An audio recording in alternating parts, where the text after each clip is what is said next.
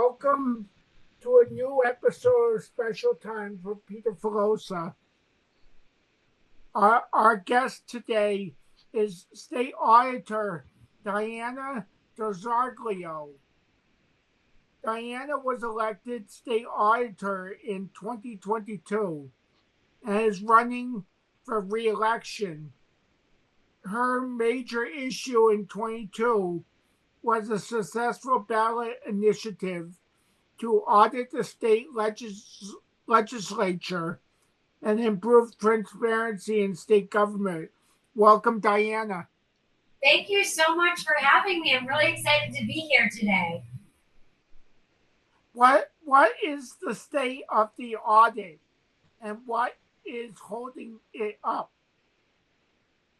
So that is a great question. I really appreciate it. Right now in Massachusetts, where we are frequently ranked as the least transparent state government in the entire nation, I am working hard to make sure that an audit of our legislature happens. And this audit is actually something that my office is mandated to conduct on behalf of roughly 72% of the voting population here in Massachusetts. People went out during the last election cycle and voted to increase transparency and accountability at the State House up on Beacon Hill via an audit conducted by my office. We would like to look at taxpayer-funded financial receipts and state contracts that go out from our state legislature to get an idea about some of these administrative and business aspects that are going on behind those closed doors up on Beacon Hill. But unfortunately, legislative leaders have refused to open up the books to the voters that they are called to serve. And they have refused to provide my office with even one taxpayer-funded receipt so that we can do the audit that the taxpayers asked us to conduct. I find this incredibly disappointing and concerning, and we have actually filed suit with the Supreme Judicial Court to ask the courts to intervene and to allow us representation to sue the legislature so that this law can be followed. Unfortunately, our Attorney General has recently filed a motion to strike from the courts the lawsuit that I have sought to file, and she has done so on behalf of the Speaker and the Senate President, claiming that my office should not have the authority to be able to sue the state legislature in court. She calls herself the gatekeeper of the courts, and it's my firm belief that the gates to the court system were never supposed to be locked to the people of the Commonwealth, but that those courts belong to the people, not the politicians. So I am asking the courts to allow me to have representation so that this issue can get decided on behalf of the 72% of people who went to vote on this issue, because it is in the interest of the public to have this issue decided before the courts. What are your additional initiatives to improve transparency? So we are working right now, I alongside of a group of advocates are working right now outside of my official capacity to expand access to public records in Massachusetts. And we are trying to pass a public records reform initiative on the ballot this November. We're going to see an act to increase access to public records. I'm asking people to please vote yes on that initiative. What it would do to help transparency and accountability is it would actually make it so that the governor's office and the legislature are subject to public records laws. Freedom of information requests. These types of requests are made of municipalities, cities, and towns quite often, and every city and town in the Commonwealth is required to follow the state's public records laws. Unfortunately, the governor's office and legislature exempt themselves from these laws, which means that they don't have to tell the constituents that they serve how they're doing the people's business. They don't have to show us any documents that they don't want to show us. This public records law, if passed, would create parity, and it would allow for the legislature and governor's office to have to show the receipts to every member of the public who requests those receipts. This is sort of a workaround, too, to the issue of their breaking the audit law, where if they don't want to show the auditor's office the receipts, I'm just working to make sure that they give all those receipts to you, the residents of the Commonwealth, so that you can get access to the receipts if they try to keep denying me access to those receipts.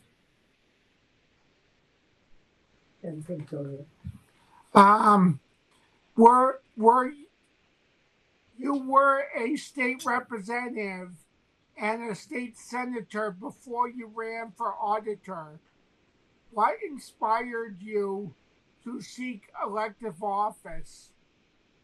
Yeah, I always thought that I was going to be working in a youth center at this point in my life, or maybe a school. But I ended up getting a job at the State House upon graduating from college, essentially. And I went to go work at the State House, and I learned about all the great things that our government can do to serve working families like ours. And I really fell in love with the work of public service through government. I didn't really know a lot about government when I was growing up. I didn't really even know what a state representative was, to be honest with you, until I went to go work at the State House for a state representative. But that opportunity to serve in the State House showed me the good, the bad, and the ugly about how Beacon Hill operates. And after my time serving as a legislative aide up on Beacon Hill, and then going on to serve as chief of staff for the professional firefighters of Massachusetts, I knew that I wanted to get into public service in an elected capacity and serve the residents in the communities I grew up in via being an elected official. So I did. I ran for office years ago, and I became a state rep. I served for 6 years as state representative for the 14th Essex district at the time, areas of Methuen, Haverhill, Lawrence, and North Andover. And then I ran for the state senate, where I served 4 years as a senator. And I picked up the communities of Amesbury, Merrimack, Salisbury, and Newburyport, and added those into that area that I had represented, and was able to really work to make a difference for my community in the Merrimack Valley and North Shore. And then when the state auditor seat opened up, I took a really strong look at that, and I said, you know what, this is an opportunity for me to have a greater platform and a stronger voice to the issues that matter most to working families across all of our communities here in Massachusetts. And I ran for that seat, I won that seat, and I've been working really hard ever since to implement essentially, the things that people have told me are of concern to them, and make sure that we are increasing access to government for all families in Massachusetts, and making sure that it's not just the powerful and the privileged to have access. What is your proudest accomplishment in state government? I think that there are a lot of great things that my office has done to really work towards making it so that everybody has a seat at the table. I think that personally for me, I think that the work that we've done in my office to shine a light on the contracting processes and how settlement agreements, including the use of non-disclosure agreement language, are used throughout state government. I think that's been something that I've been able to really hone in on as the state auditor that wasn't really being looked at before my time in the office.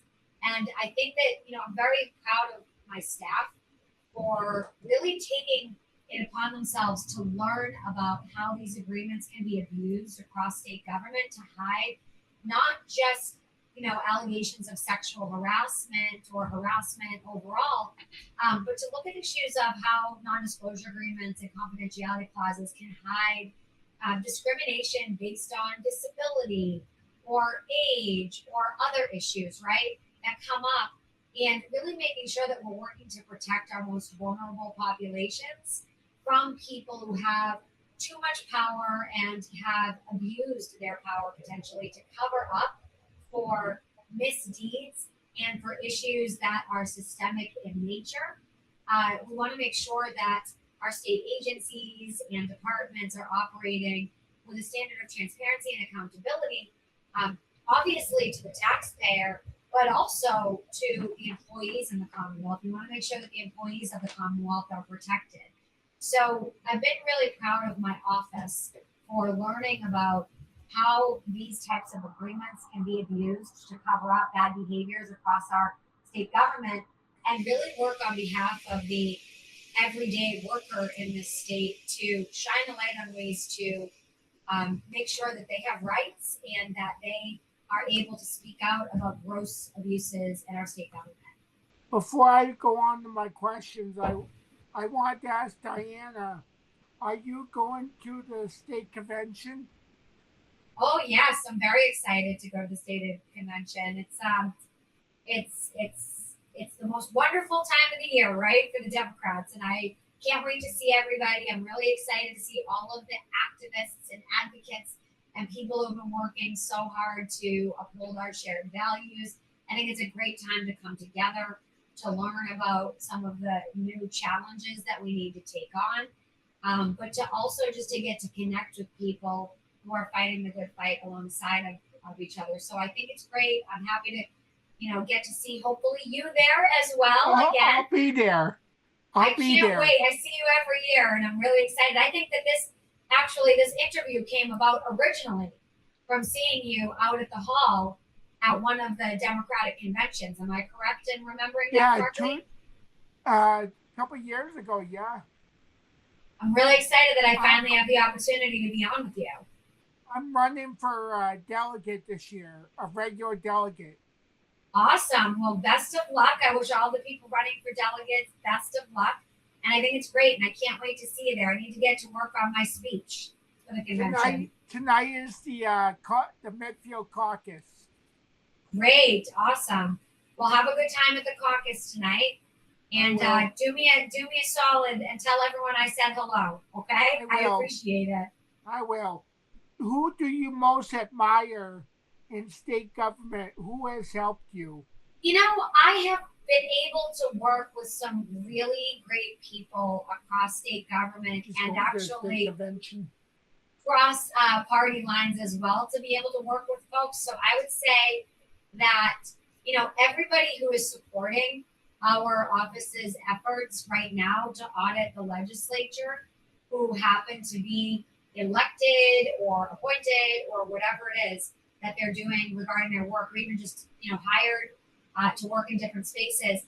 I just want to say thank you to all of those folks. I don't have one particular person to sort of point to and to say, this person has been the person that has had the biggest impact on me. I actually think that it's been the everyday workers across state government who have had the biggest impact on me as a collective, at least, recently. And that I've really taken my cues from them and from what they've brought to me, and what they've shared with me has been of concern to them.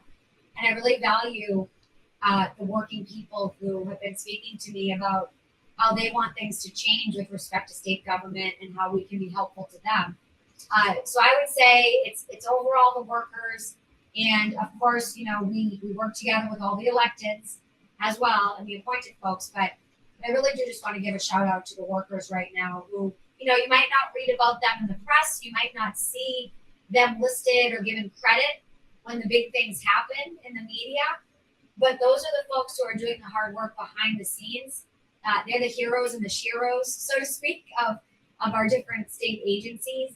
And I'm just really grateful that they take the time, and that, folks like you take the time to contact me, because you really do make a big impact on me, and you touch my heart, and you make it so that I know what truly matters, and I'm able to do my job more effectively, I think. And I'm really inspired by you. Your goal to audit state government is widely popular on a bipartisan basis. Is your style to create more unity and common purpose in state government? Yes, I've talked about the fact that I am a Democrat, and some people love that about me and some people hate that about me, right? But I think it's important to put your values out there and your value statement and your mission statement so that people know who they're voting for, and they can know things about your positions on various issues.